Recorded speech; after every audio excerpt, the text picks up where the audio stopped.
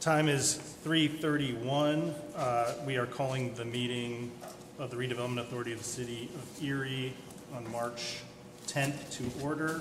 Our fearless leader, Chuck Scalise, you may not see him here with us, but he actually is on the screen, the big screen. So I will be leading the meeting today. Thank you. So we'll start with a Pledge of Allegiance. So if everybody could stand, look to the flag, and repeat after me. Pledge allegiance to the flag To the of the flag United States of of the America, United States of to the America, republic for which it stands, one nation, under God, indivisible, with liberty and justice for all. Thank you. So first order of business is the approval of the agenda that was circulated to the board members last week. Do I have a motion to approve the agenda for today's meeting? Motion. Do I have a second? Second. All in favor? Aye. Aye. Any opposed? Hearing none, the motion carries. And next item is the approval of the minutes from the February 10th meeting. Do I have a motion to approve those? So moved. Do I have a second? Second. All in favor? Aye. Any Aye. opposed? Hearing none, motion carries. We'll open up the floor for citizens' comments. Do we have any citizens who wish to be heard today? Hearing none, we'll move on to the finance report. Thank you. In your packet, you have a copy of the profit and loss first. It is showing that we currently have an operating revenue of negative $48,387.55 as of the end of February. We do have outstanding ARPA payment requests that have not been reimbursed yet. We also have our January Erie Land Bank reimbursement that has not been received yet, and PA state lead outstanding. So we're not actually in that bad of a position at the moment. It just doesn't look good for the cutoff of February. The next sheet that you have is the balance sheet. It shows in our checking account we have $231,770.16 in the race checking. ARPA, we still have almost $1.6 million. The check detail report is quite large after that. That was a carryover from having held payments after the end of the year and hoping to not have to duplicate too many general ledger entries into the new system, but that did not happen. So we ended up having to cut all of those before the end of February. And then we also have included the reconciliation report for February after that. Do we have any questions from the board?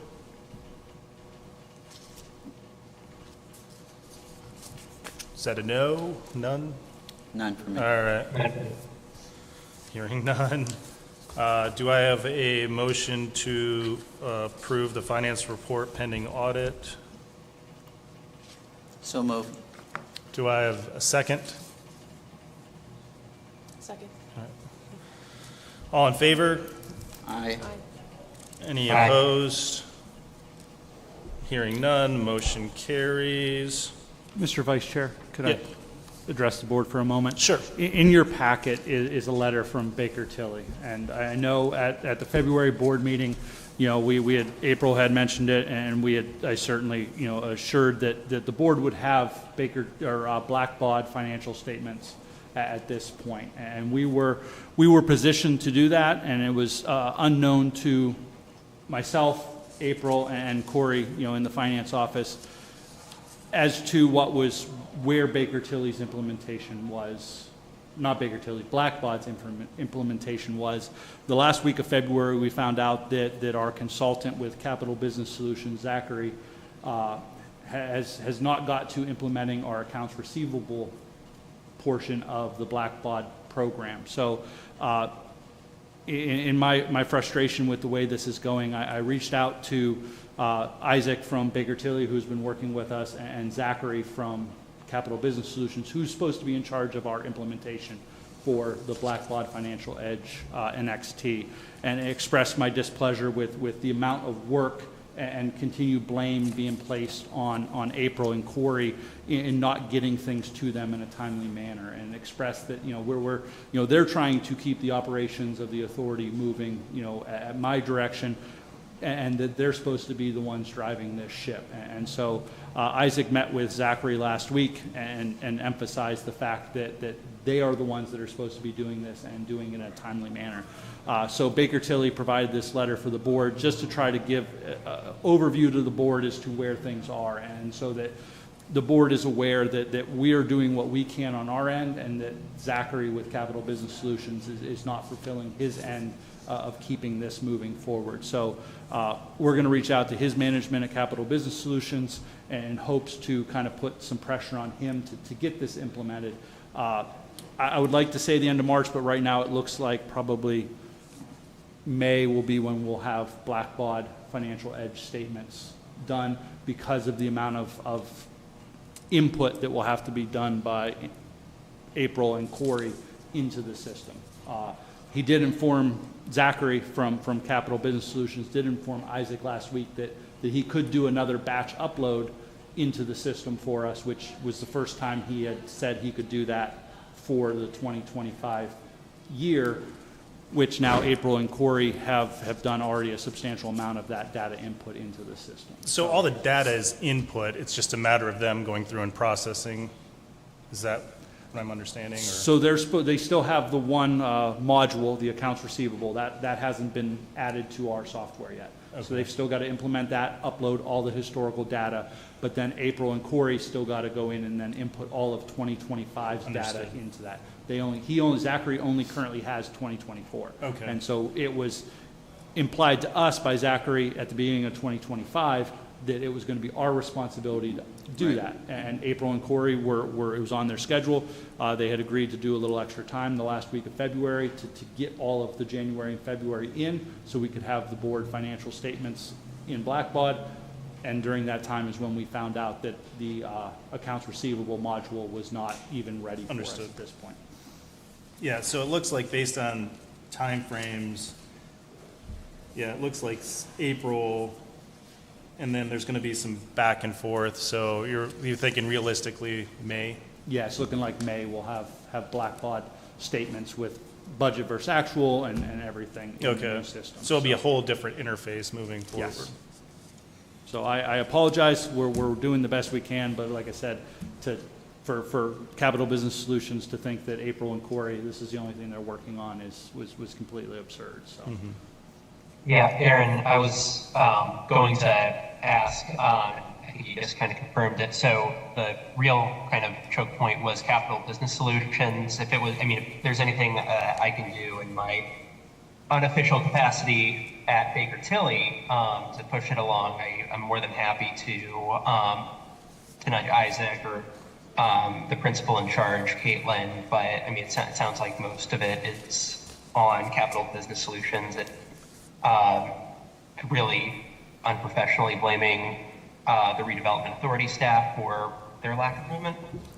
Yes, that's correct. Isaac and Prachi, who from Baker Tilly have been phenomenal and responsive, and just the spreadsheet that Zachary keeps sending to them, and even my conversation Friday with Isaac from Baker Tilly, I asked him, point blank, is it common for an implementation person to be the sole responsible person? Zachary has no accountability. He has no manager looking over his shoulder. So he's essentially just doing it at his own pace, which, Isaac's like, that's not normal. And so we're going to reach out. I'm going to reach out, and Isaac said he'll be on the call with me to have the meeting with Capital Business Solutions to address our concern and see if we can potentially trade off some of what Zachary has not done to help the authority get a little bit extra out of our contract with them. Thank you. Any further questions from the board on this? Okay. So we're jumping to the report of the executive director. The first order of business on that is the solicitor's report. Good afternoon, Board. You would have received, as part of your package, a number of documentation. First of all, the memorandum, and then there was an attachment with regard to a property in particular.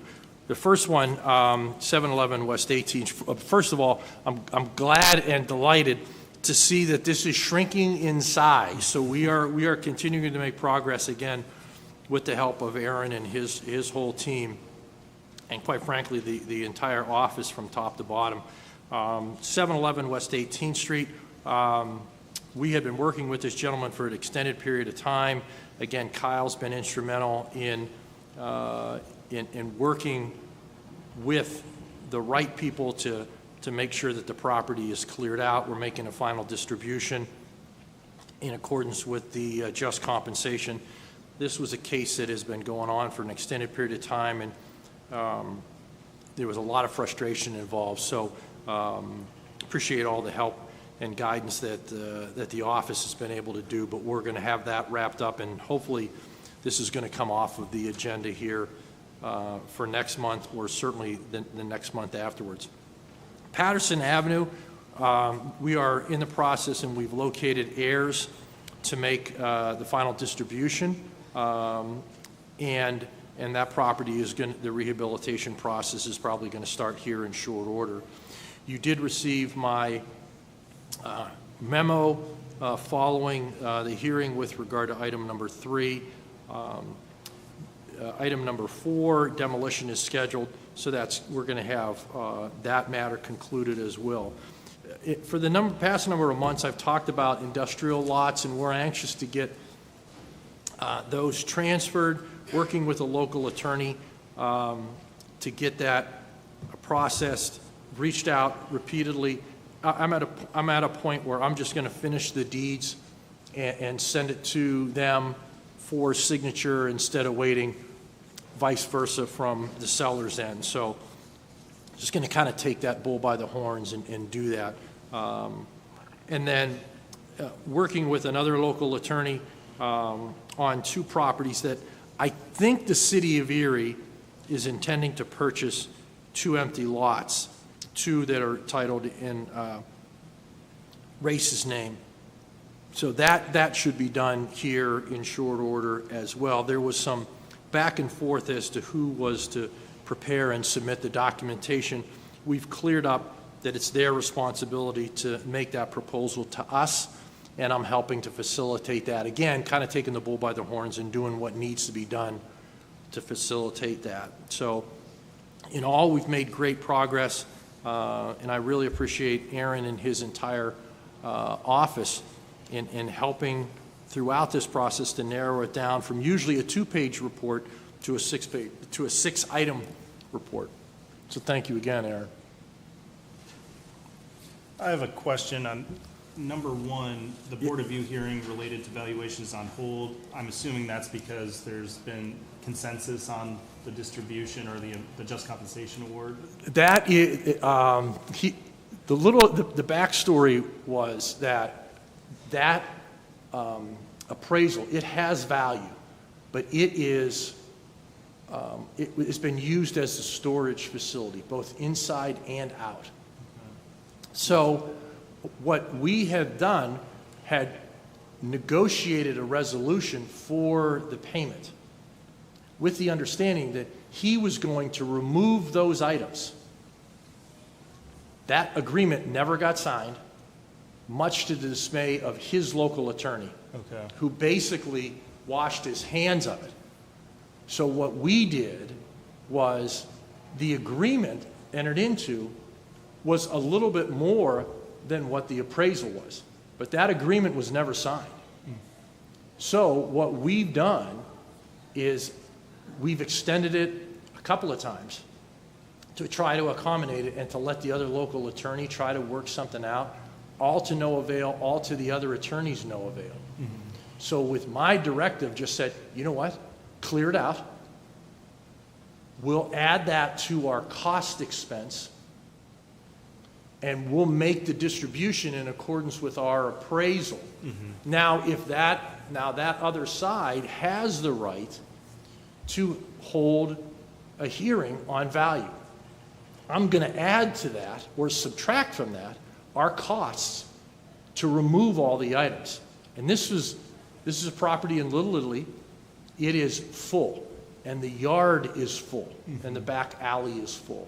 So I'm anticipating that it's going to be an expense. So if there is a hearing, a Board of View hearing, we would have the ability to diminish our damages, but we have proceeded forward to that point, to getting ready to make that distribution. And how much time do they have for the Board of View to? They have up to 6 years, Oh, wow. which is, How long are we into this for this particular? They have 1 year. I'm sorry, they have 1 year from the date of the filing of The just compensation The order. just compensation. And it looks like this commenced in 2022, so when did we file? I mean, is there a significant period of time? I mean, do we have like a full year that we're waiting out on this, or?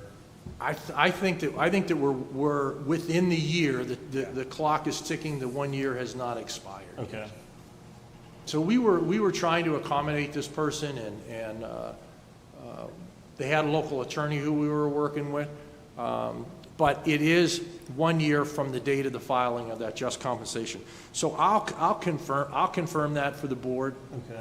As to where we are with that.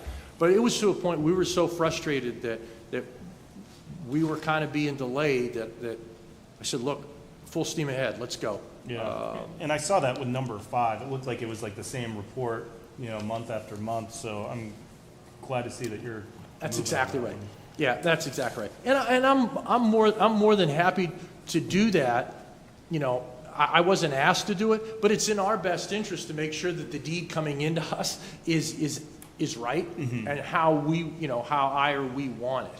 Right. So that's our step at this point, is to prepare the deed, make sure that the descriptions are accurate, submit it to that local attorney, and say, look, we had thought, and I had been reaching out, we wanted this done by year end. It's March. Yeah. So, okay. And title-wise, everything's clear on those. It is. Okay. It is. And then the last one, item number 6, the 2 properties, East 16th Street. Is that just like a intra-municipal transfer, like no consideration? So though that'll be, so it's actually the county executive reached Okay. out in regards to purchasing these lots. I sent him the proposal forms. He's since had an attorney from McDonald Illig reach out to Gene. I don't know where the confusion is. I reached out to some other individuals as far as the project that he had talked about. I don't quite know where they are, but essentially we're going to get the proposals back and then try to proceed as we can. Certainly if the county wants to purchase the lots, they're welcome to. We don't really have much else interest over in it. If you're not familiar with that area, it's kind of a block east of Parade Street by the jail. There's not a lot of housing left. We've demolished a considerable amount in the last few years. So, but the transfer would be to Erie County or some other entity associated with an initiative or project that the county executive wants to build over there.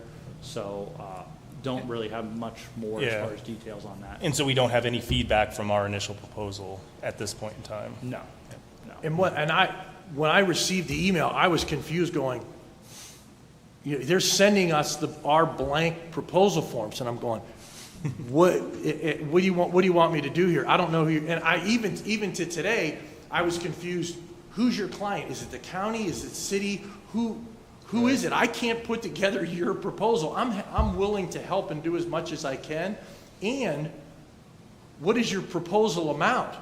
Right. I'd like to put 50,000, but it's not my client and not my proposal. Right. So I've kind of sent an email out today, and we'll follow up this afternoon, just saying, hey, look, if we need to get together over a cup of coffee and get this to help facilitate it, I'm more than happy to do it. But it is intergovernmental, and I'm not sure what authority they need to get to make the proposal to us. Right. So I'm working through that. Okay. Well, thank you. Any other questions for solicitors, on the solicitor's report? Nope. Hearing none. Move on to the general updates from Aaron. So, Thank you. I guess I'll wait till I'm back until the screen. I don't talk about it, Mike. All right, so I just handed the board, and Ethan and Chuck, you should have received in your email, the annual report for the Redevelopment Authority. So this is something certainly I'm extremely proud about, and it's really checking off, things as far as progressing and working toward, streamlining and getting everything in line as far as what the authority is supposed to be doing. And so in my tenure here at the authority, we've never provided the board with an annual report, so that goes back to 2011. So I don't know how far back it's been since it stopped, but this is the annual report as outlined in the urban redevelopment law that is supposed to be presented to the board, made public, and presented to the mayor as our appointing official toward the board of directors. So again, something I'm extremely proud about, and I have to say thank you to Kendra Wilson, who really turned my Word document into what is in front of you today, and I couldn't be prouder of what she put together. So, thank you, Kendra, for doing that. So, yeah, I won't go over it because, certainly it's 115 degrees in here, so it's hot, and I have a lot. So, it's for your review. I think we're all melting. So, put some more water on the coals. All right, so there's a report. I also provided the executive director report. I know back in February, Chuck had reached out and, kind of wanted some more detail. So I'm going to try to get a little bit better at every month putting together a report for the board as far as, things that have happened, things that, discussions we've had, kind of those milestones and meetings. So, certainly, at the beginning of February, around the last board meeting, I was in Harrisburg, April and I, for the Legislative Summit, and also for as a board member of PARA, for the strategic planning meeting there. I also sit on the Occupational Advisory Council for the Erie County Tech School. On February 13th, I attended that meeting and worked toward, the betterment of the construction trades program up there. We presented to DECD, City's Department of Economic and Community Development, along with the mayor, as far as our CDBG request to them. There's some information there on the Community Land Trust and where we stand as far as that goes. The biggest one was the ribbon cutting of the Erie Bank on February 24th. And if the board didn't see the posts on Facebook or my LinkedIn, as far as, those two of those three lots that bank was built on were acquired by the Redevelopment Authority back in 1978 for basically blight mitigation. And we stewarded those lots until several years ago when we conveyed those to the Eastside Renaissance for the development of the bank. The purpose of those lots, and we'd received proposals over the years, and it was something we wanted to see, development that would better that corridor. And so, with the Eastside Renaissance leading that charge, it was kind of a no-brainer to transfer those lots over to them. So, other than that, the audit update, last week, March 3rd and 4th, representatives from our Redevelopment Authority auditor, I'm not going to butcher their name because I'm not good at that, Zolukov Axelrod. We're in the office, so it's going well. I really do like the new auditors, and it's always good when a new auditor comes in because they ask questions and bring up things that the other ones didn't. But I feel as if we should have an audit well before mid-year for the board to approve. So that'll be it as far as that goes. Also in your packet is kind of ENGP and Redevelopment Authority. Tracy put together kind of some of the stuff that she's been working on, a lot of the stuff with the community engagement, with the Erie Neighborhood Growth Partnership, and also the neighborhood meetings that she's attending. And so she's in the front row if the board has any questions associated with that, or if she'd like to say anything, stand up at the podium. It's there if you want to use it. I'm just giving you the opportunity, but so that's there for the board's review as well. So, the multitude of grants she's been working on and submitting on behalf of the Redevelopment Authority, the Erie Neighborhood Growth Partnership, has been tremendous, and hopefully, with we'll get some awards, and it'll continue our work toward, neighborhood revitalization and such. So I will stop there and open it up to the board for any questions, comments. Do we have any questions from the board? I have questions, but Aaron, I know this kind of goes back a little bit, a couple of months, to just like looking at conferences, ways that the redevelopment authority can continue making partnerships, and one of them was, is the redevelopment authority attending all of the conferences that it can in order to be connected with potential developer partners, other stakeholders that can help further the redevelopment authority's goals. I did reach out to my colleague that spent decades working in Pennsylvania, and it looks like PHFA's biannual conference is being held this year, so the Multifamily Affordable Housing Conference, and I think that is June 4th to 6th. So I don't know if you're going to be available for that date, but I think that might be a really good one to go to, especially if the authority is looking to make those connections with private developers. Awesome, I appreciate that.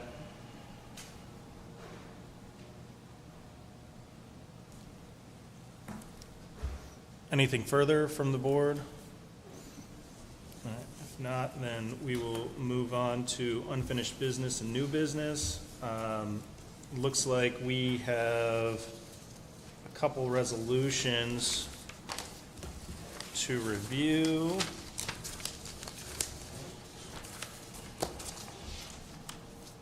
So the first for blighted property acquisition, Aaron, do you want to give us a brief summary of this? Absolutely. So these 5 properties identified on this resolution are properties that the Erie Land Bank has requested that the Redevelopment Authority acquire on their behalf through the blighted property acquisition. So we've identified 1012 West 19th, 1014 West 19th Street, which is 2 parcels over in a heavily industrial area of the city, and this is a blighted property that code enforcement has been on for some time, along with 3 residential properties that have been on the blighted property list for well over 3 years, almost 4 as far as the one goes, but highly distressed in sustainable neighborhoods that the land bank feels would be great acquisitions as far as part of their work plan 2025. So those are the 5 properties that I'm asking that the Redevelopment Authority Board authorize condemnation action against. And the first 2 looks like, are those adjoining lots? They are. There's an alleyway that runs between the 2 of them. Okay. There's a T alley on that lot, or on that block. So it's, one's the 1014 is or 1012 is a tiny parcel that is owned by the same owner. In our experience, it's best to go after both if they're connected by the same owner. And then 1014 is the larger old industrial building, auto shop that is in very poor condition and constantly being opened up by vagrants and the like for fires, illegal activity and such, which really is worrisome to the other business owners, as far as the potential for a fire hazard and loss of their infrastructure as well. So something that would be a betterment for that area and those business owners. So, And I know you don't have any back title on any of this, but do we know, is that alley, is that just a private alley, or is that a no, public? it is a municipal alley. Okay. It is owned by the city of Erie. All right. So we do have a resolution before us. Do I have a motion to approve the resolution to accept the 5 properties listed for blight designation, and then for us to, I guess, start the eminent domain process? Do I have a motion to approve? So moved. Do I have a second? Second. All those in favor? Aye. Aye. Aye. Any Aye. opposed? Any opposed? Hearing none, that motion carries, so that resolution is accepted. And then the next resolution is for a grant application for the East Bayfront Greenway Trail Project. Aaron, you want to? Yeah, absolutely. So just a harmless plug, our bids for the East Bayfront Greenway Trail Phase 1 park development are out for bid on the website and due March 27th. But this is a resolution for a grant that Tracy has been working on for the Department of Conservation and Natural Resources. So really trying to build that capital stack to help offset the known or at least future cost of that Phase 1 development. So the resolution is to authorize the Redevelopment Authority to submit a $70,000 grant application to DCNR for the East Bayfront Greenway Trail Plan. Again, it would be utilized toward the development of that Phase 1 park and any other development associated with that plan. And it just further resolves that it gives the board authorizes myself and April Decker to execute all documents associated with that grant application. Okay. Any questions from the board? Hearing none, do I have a motion to approve the resolution? Moved. Do I have a second? Second. All those in favor?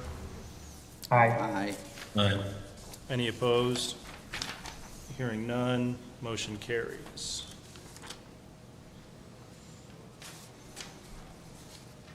All right, the next order of business is the Housing Rehabilitation Report. Don't like being at the podium. Not a whole ton to report this month, other than where we're at with projects, which I won't read those all to you.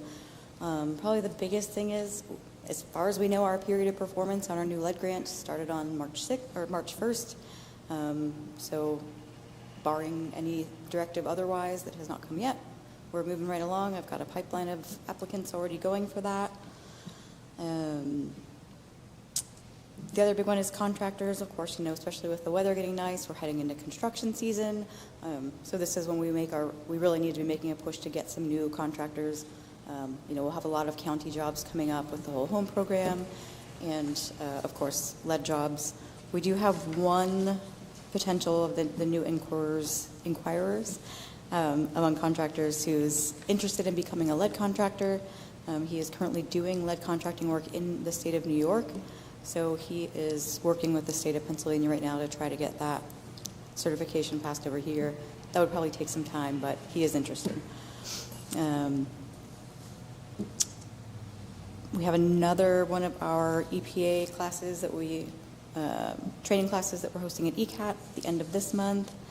And we should be working with them and our trainer now that our contract signed with our new lead trainer to get a full slate of training in place for the year to do one of these classes quarterly to offer at ECAT, which would be really, really excellent.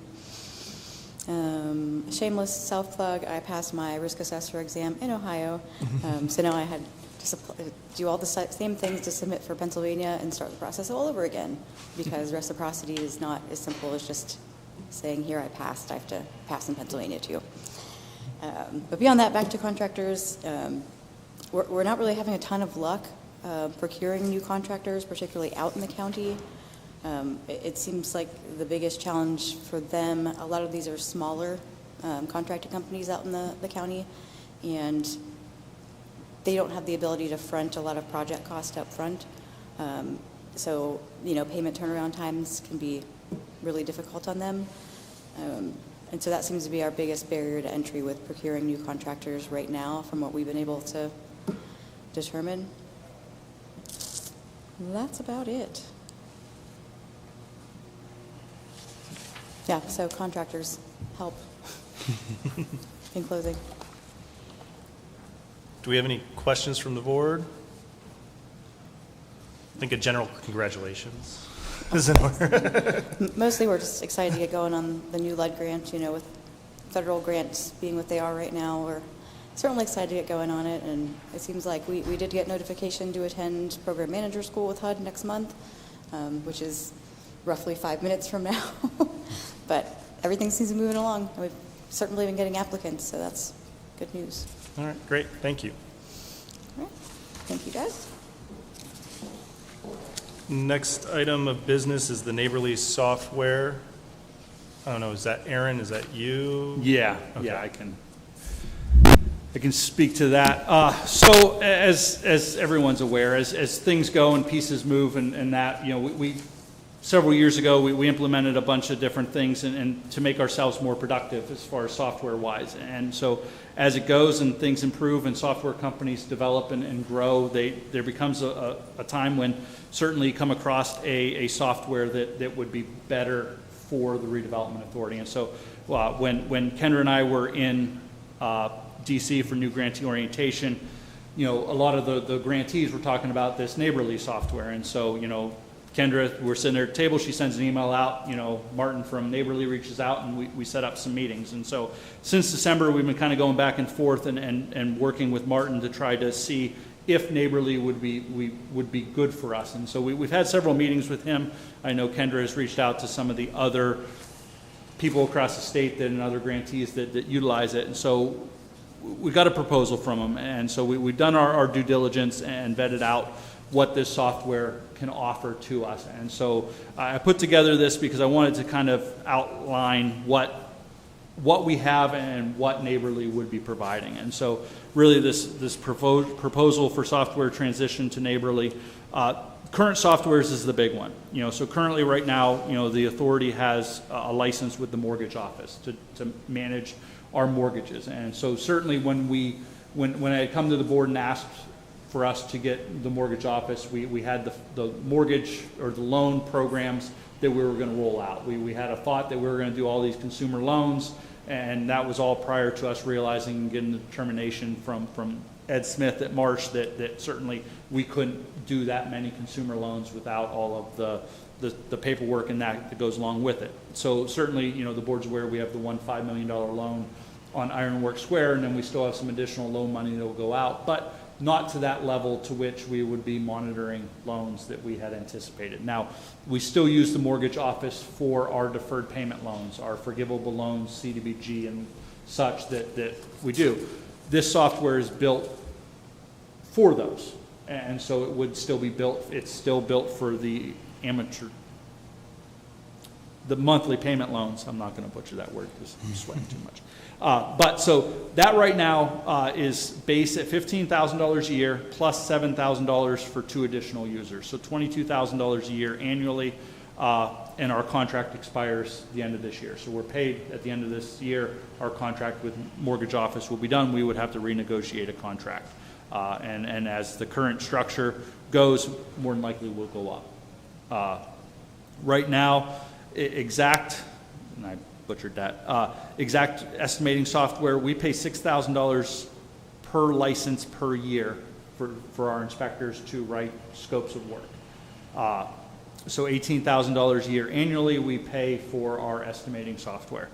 And then Epic Web Hosting, we pay $2,000 a year annually, $2,000 annually to host our client portal, which is how we track our clients now that apply online and go in there, and Kendra and Holly both use that for tracking of that. So right now for that group of software that Neighborly could replace is $42,000. Neighborly's proposal is 10 users, $2,700 a year at $27,000 annually.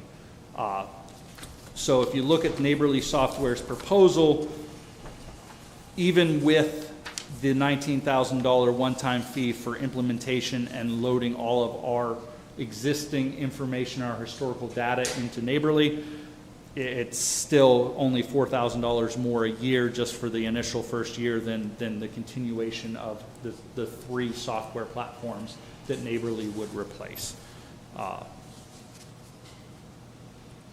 So I guess I'll stop there and open it up to the board for questions.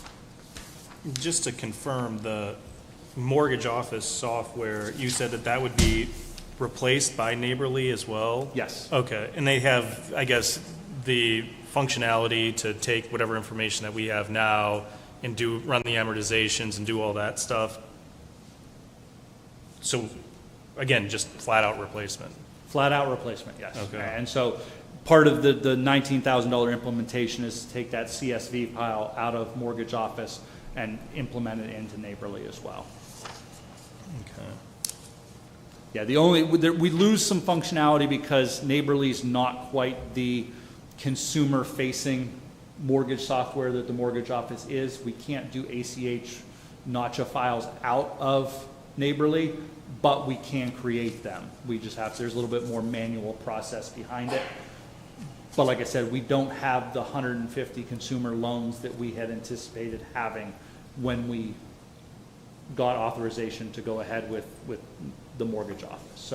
So practically speaking and functionality wise, like you could process everything through Neighborly as you would through mortgage office? Yes. Okay. Yeah, it'll provide the functionality that we're currently using out of the mortgage office and any other functionality that we would need with minimal work by authority staff. And as you noted, there's just the big delta would be the one-time fee for Neighborly of $19,000, but that'd just be the one-time fee. As long as you continue using that subscription, then that just carries, the annual fee is the only thing that carries forward, so. Yeah. And the interactive part of it with the client is something that we, and Holly can answer, when we started working with Epic and our client portal that they built for us, and they were great. They built us a client portal, they've made changes, but every time we make a change is an hourly fee. But we also don't have that client interaction. So when Kendra or Holly go in and they put a note in the file in our software, it doesn't email the client, and the client doesn't have the ability to log in and see where their application is and upload files, which is something that Neighborly will have. So it kind of allows us to have a little bit more interaction with our clients electronically. Certainly we know we're never going to eliminate the paper application because some people just aren't there, and elderly people don't necessarily have access to that stuff. So, but it does help us a little bit in our communication. It also does, it has, and I don't know if you had the ability to look at the slides, our contractors, we can put our bids out there. Contractors can submit bid quotes online. The contractors have a portal. They can submit their payment authorization forms on the portal on Neighborly. So there's stuff that Neighborly will provide that we don't currently have access to. So there's definitely some increased productivity there on the Neighborly side. Any other questions from the board? I just have one real quick.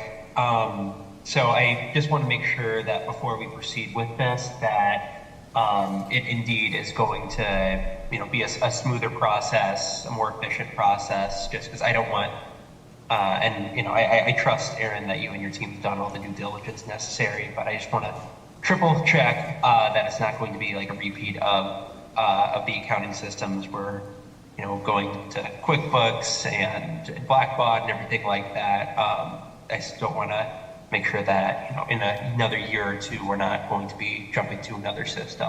But, I've heard good things about Neighborly. The state of Minnesota uses it for their applications, very user-friendly on my end. But I just, I want to put that out there. No, Ethan, I appreciate your concern. I know what was the timeline for implementation? Do you guys remember? 6 months, was it? Yeah, I think he said 6 to 8 months for implementation, but certainly, I think it's one of those. To your point, I've learned we will certainly make sure in the contract is a defined timeline, and certainly liquidated damages for them not meeting their implementation timeline. So, I will make sure that in our contract is some protections for the authority and something that we would get out of it if they fail to meet their timeline. Okay. And then I have a oh, go ahead. I have a question. Yep. Not knowing exactly how the current systems are working, is there an opportunity to interface this new Neighborly software with FENXT in terms of some of the accounting transactions that may be going back and forth? Or will these be maintained as separate systems with manual entries as needed? We did ask him that question. Currently, they're looking at 2026 for implementation into financial systems. So currently, they don't offer that, but it is something that they're working on internally. And like he said, he hopes that that'll be available in 2026. Okay, thank you.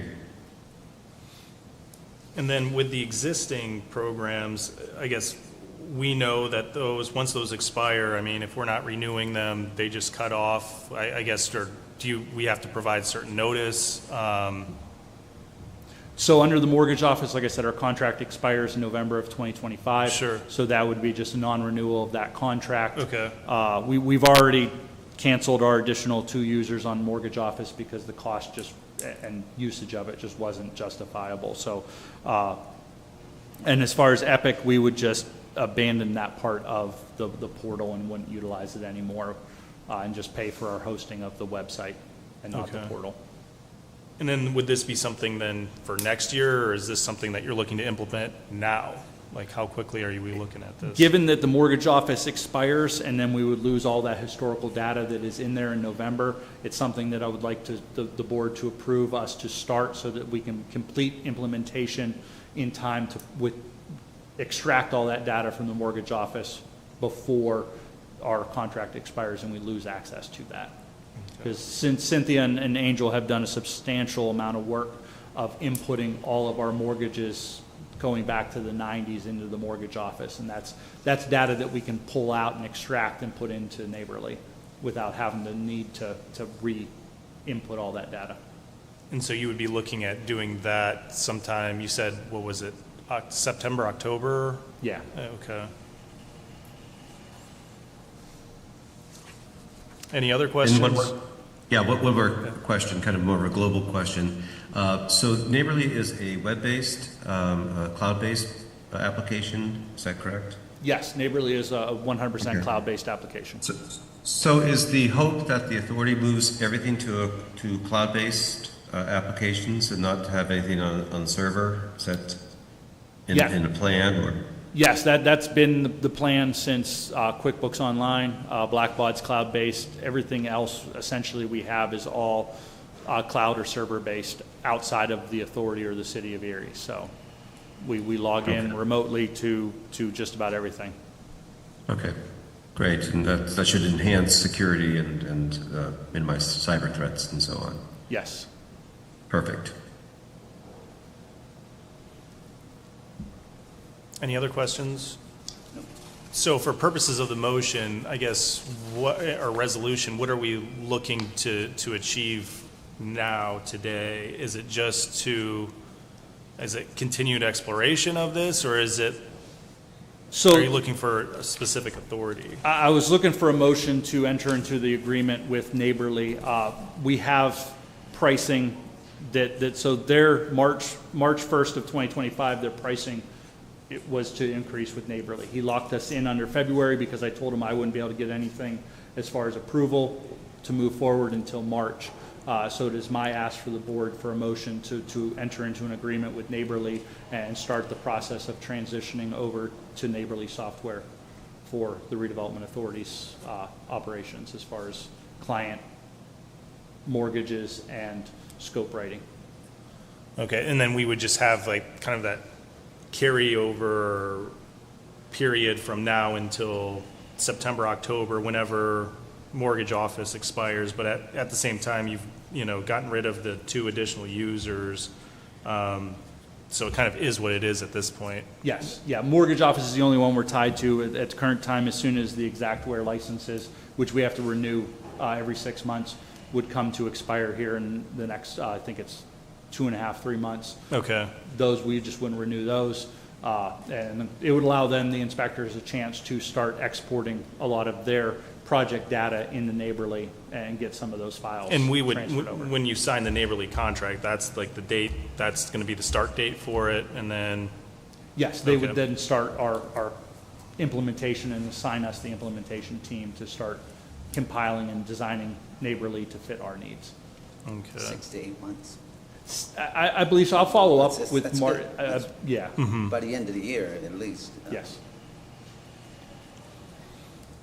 All right. Do I have a motion to, I guess, authorize Aaron to sign the Neighborly agreement as drafted with the understanding that he's locked in the pricing that we've reviewed? That's Yes, correct? Okay. That is correct. Do I have a motion to approve? So moved. Do I have a second? Second. All in favor? Aye. Aye. Aye. Any opposed? Hearing none, the motion carries. Looks like the last item is the race new production program. Aaron, did you want to? Yes, and Marcia, I will apologize that I've made you sit there the whole time. I completely forgot this was on the agenda, and so best, as in last March, the Redevelopment Authority approved funding for best for the rehabilitation of 560 East Fifth Street in the amount of, I believe it was $90,000 in ARPA funds. As with other projects, it has come to their attention that they don't feel that is the best use and would request to move that $90,000 over to 431 Ash Street, which was also part of their application back when we were accepting proposals for these projects. So we already have the sources and use. It was already part of their original plan to do the work on this property. It's just our funding didn't allow. So the request in the letter is to reallocate that funding officially from 560 East Fifth Street over to 431 Ash Street, which, like I said, was part of their original application. Marcia, would you like to add anything? Okay. Yeah, I was going to say, and she's here. I asked her to come in case the board had any questions in regards to this project or request. Does the board have any questions?